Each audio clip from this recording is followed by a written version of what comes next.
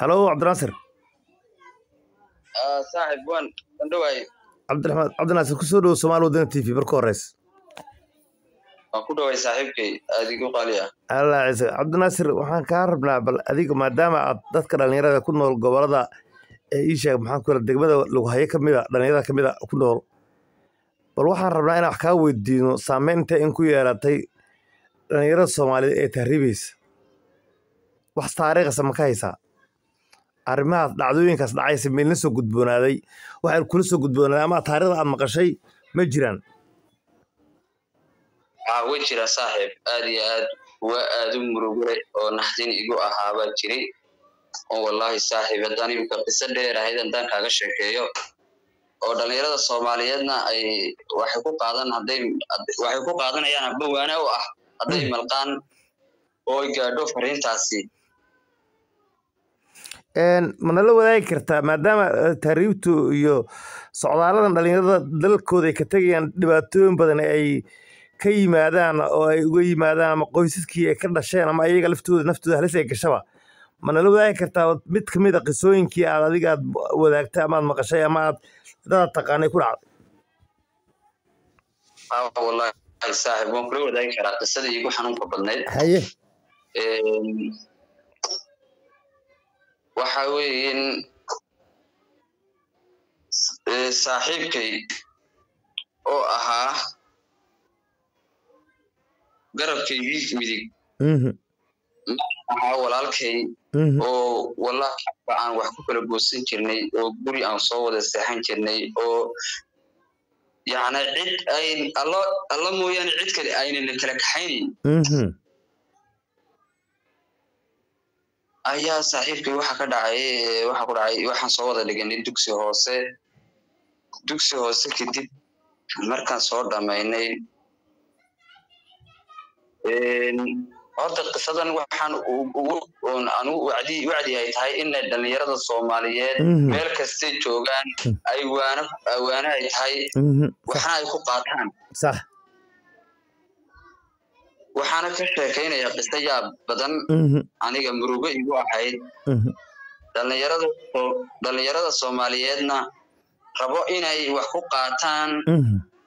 ay aaminaan dalkooda hooyo oo ayna taariikhna ka doorbidin sax saaxiibkay marna walaalkay marna garabkaygii labaad waxa uu ahaa saaxiibkay aad biigu qaaliha magaciisa ma rabo inaan halkan ka sheego Allah naxariisto u dhintay Allah naxariisay ilaahay Allah wuxuu soo qoojiyay dambigiisana Allah dhaafay saaxiibkay waxaan soo wada dhiganay dugsiga hoose markii aan dhamaynay isagu uu sii watay iskuulkii waxa uu galay dugsigii dhexe wuxuu ka galay magaalada Boorama halkaas muddo 3 sano ah ayuu iskuulka ka dhiganayay saaxiibkay habeenada kamid ah saacadu amba goorsheegtu markay tahay 12 saaco habeenimo ayuu maasejarka iga soo qoray saaxiib Cabdinaasir oo Djibouti baan yar aadayaa saaxiibii soo duceeyay waa gartay aniguna waxaan u qoray saaxiib maxaa kugu dhacay oo Djibouti maxaa kugu galay iskuulkii maad ka baxday maxaa dhacay baan ku yiri wuxuu igu soo jawaabay saaxiib Cabdinaasir oo nolosha ayaan fahmi waayay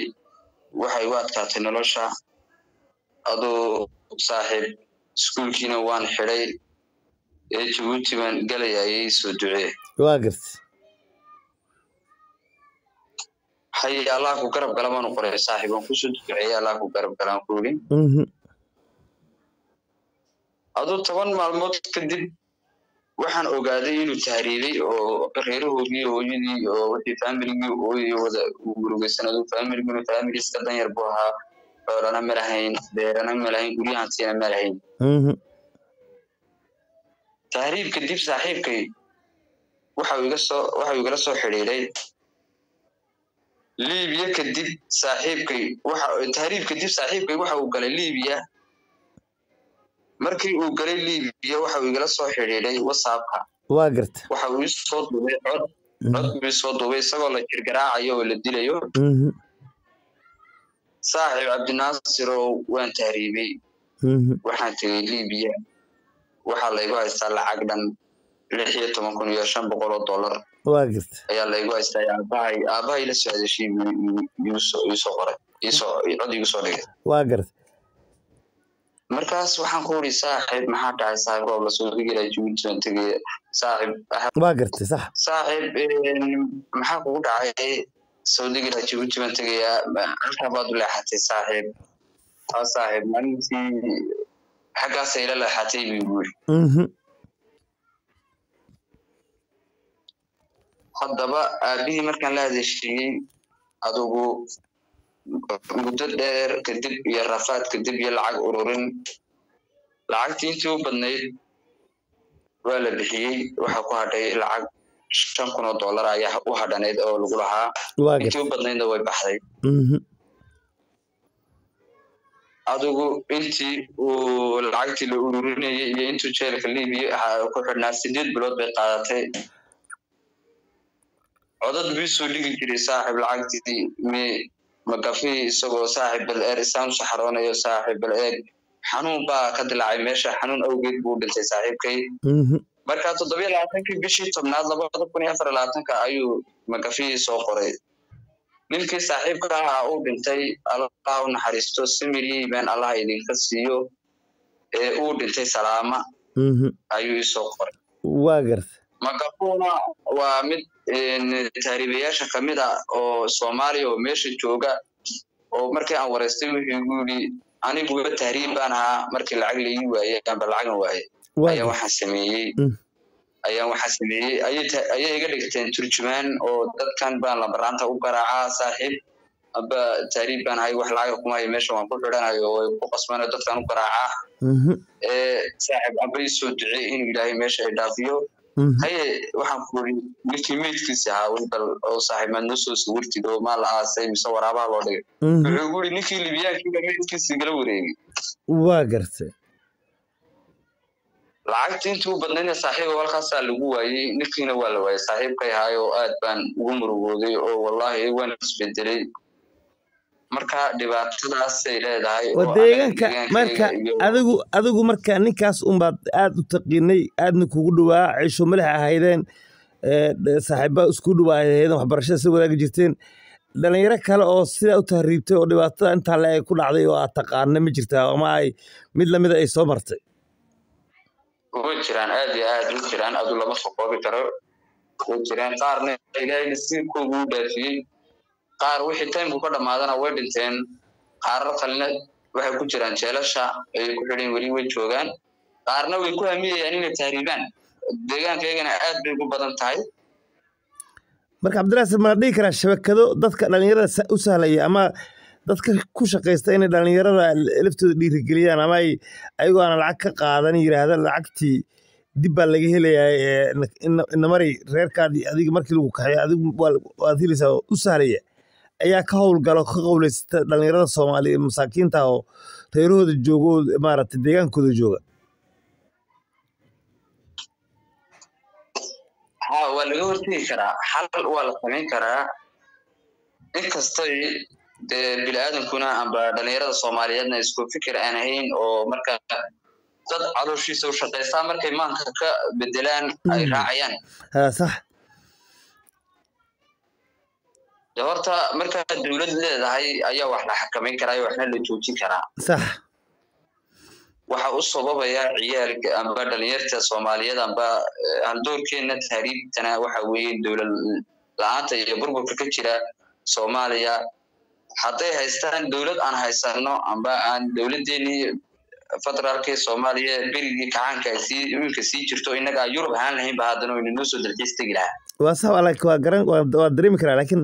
hadda waxa jirta dhalinyaro lafteeda la soo laga soo celiyay Liibiya oo dib ugu soo noqdo qaar ku dhaawacan yahay arintaas lafteeda dadka ma tahay mid ay ku ay laftoodu ay wax ka fahmi karaan ama wax ku qaadan karaan كيما استحضر والله إذا اللي بعتها يدبت أيو كان يسوع تريبتو أيدب يسوع وكوب بعضن كرا كيما جابا يوروبي وحزيا لان مو بريك له لقشوا أم بأبديت لقد جايو برنامج له لقشوا أنا بس جا وحبا كمان بعضن أيو laakiin haddana waa inaan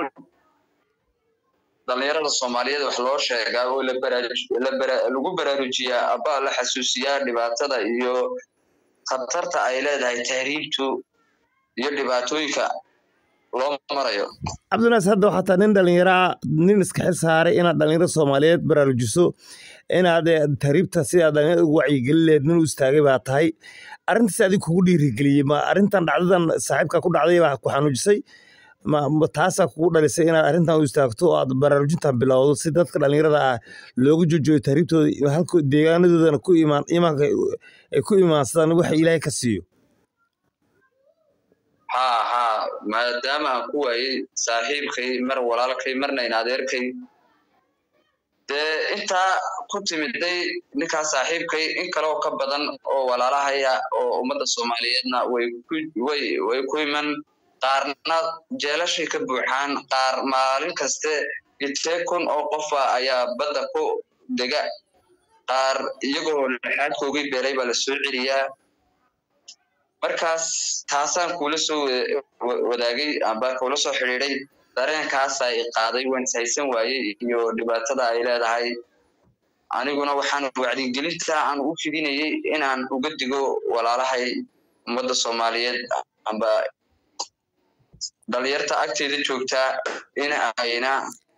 ka istaagaan oo ka gaabsadaan oo hadeetee ayna maankooda soo gelin wax tahriib ah ayna aaminaan dalkooga hooyo haddayna shaqo haysana shaqo abuur ay sameeyaan.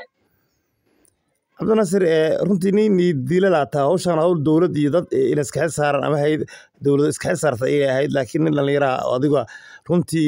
la yimid fikirkaas in dadka Soomaaliyeed dhalinyarada laga wacyigeliyo tahriibta nin iska xil saaran tahay waa ku maasan tahay haddii aad Soomaalida meel deegaanada Soomaalida dhan ay waxay u baahan yihiin ay tahay marka adigu ka faa'iidsana fursadan maxaad u jeedi lahayd maamulada Soomaaliya meel baa joogaan ka jiraay iyo dadka jaaridaha dadka dibadaha jira laftooda Soomaaliyeed arrintan maxaad u soo jeedi lahayd kuwa aad dhihi lahayd arrintan qayb laga qaato si dhalinyarada socdaalka qariban ku tahriibay naftooda halis gelinaya inay ka joogaan arrintaas maxaad baa uga faa'iideysan lahayd dhihi lahayd waxaan baa ugu dirayaa dawladda Soomaaliya amba meel kasta dhalinyartu jooga aba meel gobol kasta joogaan in kasta Soomaaliya gobol badan tahay waxaan leeyahay dawladda iyo hay'adaha ku shaqale amba dadka qurba joogta in ay dhalinyarta u sameeyaan shaqo abuur qofkii aan shaqo aan haysan aan dhalinyarta inta shaqo haysan tahriibta ku dhimanaysa inay shaqo abuur u sameeyaan xagga dhalinyarta soo eegaan oo looga wacdiyo dhibaatooyinka iyo khatarta ay leedahay tahriibtu oo shaqo abuur loo sameeyo oo la badbaadiyo dhalinyarta in kastoo intii badnayd ay ku dhimatay ku tagtay in ay ku lahaad beershay inta daba uu si aan loo badbaadiyo ayaan baaqa u dirayaa. Allah isku ku maasan tahay aniga waxaan rajaynayaa in fariintaada ay gaari doonto ninka hadaba waxa aad iyo aad u maasan tahay sida Soomaalinimada leh dareenka wadaniyada leh runtii kugu beerado nin dhalinyaro aad kaaga mahadcelin waxaan rajayn doonaa baaqaasi dad badan oo Soomaaliyeed ay wax ka tiri doonto barnaamijkani waraysigii aan la yeeshay Cabdinaasir oo ku sugan magaalada Luqhaye oo runtii ah dhalinyaro isla markaasina dhalinyarada ku firco baraha bulshada isla markaasina dadka wacyigeliya tahriibta ayuu ahaa ayaan waraysigan kala haddii aan Soomaali Wadani TV aan kala yeelanay waxaan rajayn doonaa in dhalinyarada Soomaaliyeed ee dareynaya arrimahaas oo kale ama hay'adaha ama cid walba dareynaysa in ay la soo xiriiraan Cabdinaasir anaga si aan u la xiriirsiino hadday dareynayaan inay qayb kala qaataan sidii arrintan tahriibta wax looga qaban lahaa aad iyo aad u maasanta Cabdinaasir waa kaga mahadcelin waraysigan kula yeelanay waxaan rajayn doonaa in dadka waxgalka ee Soomaaliyeed ee qaybaha kala duwan ee meelaha kala duwan kala joogaan ay xiriir kula soo sameeyaan doonaan waan kaga mahadcelinaa sidii Soomaalinimada leh ee dareenka dhalinyarada Soomaaliyeed ugu danqatay hadaba dhageysta haddii aad hayso xog ama aad hayso qiso tahriibtii oo kala dhibaato ama dhacdo xanuun badan aad doonayso inaad dadka Soomaaliyeed la wadaagto nala soo wadaag Soomaali Wadani TV la soo wacaya taleefanka shaashada saaran abilato waxaan rajayn doonaa in dhalinyarada Soomaaliyeed laftoodu ka tanasuli doonaan tahriibtan indhalaanta ah ee nafta halita waxaan doonaynaa in dhalinyarada Soomaaliyeed sidii Cabdinaasir ugu kacay inaan ugu kacno oo garab istaagno si ay dhalinyarada Soomaaliyeed uga joogsadaan oo dalkooda iimaansan ay deegaanadooda hadaba Soomaali Wadani TV oo leh hadda hayso xog arrintan tahriibta ku saabsan nala soo xiriir ama aad hayso qolooyin laftooda la garqabiyaala oo dadka dhalinyarada Soomaaliyeed ku ridaya godka jahanabo ee ah tahriibta in la'aanta ah Soomaaliya TV mar labaad leh nala wadaag xog hadaad hayso. Assalaamu calaykum warahmatullahi ta'ala wabarakatuh.